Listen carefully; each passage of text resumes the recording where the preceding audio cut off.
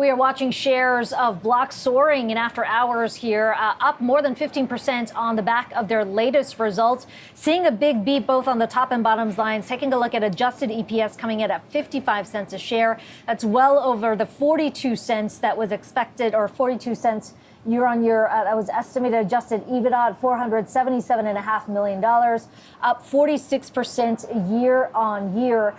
Taking a look broadly here, we're also this investor letter from Jack Dorsey, the company saying that it is buying back $1 billion in shares. Jack Dorsey saying specifically, this also allows us to act opportunistically when we believe our company is undervalued. The stock up more than 16% right now. Josh Schaefer here joining me to break down some of those numbers.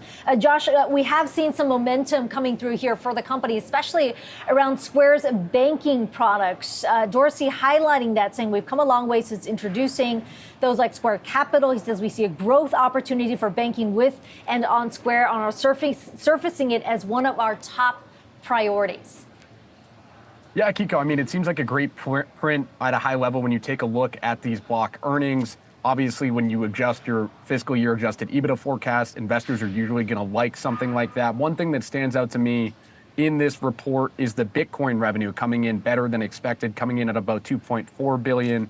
The street have been expecting 2.2 billion. And one thing I've just been curious about this earnings season, as we've seen the rise in Bitcoin prices over the last month or two, Bitcoin recently touching a 52-week high, just thinking about some of these public companies that have exposure to Bitcoin, that obviously that worked to the downside over the past year as Bitcoin's been slumping. But how does it start impacting these companies once again, as it seems like Bitcoin has become a little bit more a part of the conversation recently? And of course, Block, Coinbase, some of the public ways that people can sort of access Bitcoin, but also transact on Bitcoin, right? When we think about crypto, and sort of with FTX gone, Binance in some trouble, and a lot of the ways that people were accessing crypto being gone, I think it's interesting to think about how some of these companies that still have access to crypto are able to sort of pull that lever. It feels like a small part of the report maybe, but something that's interesting to highlight and sort of think about moving forward in that growth story for Block.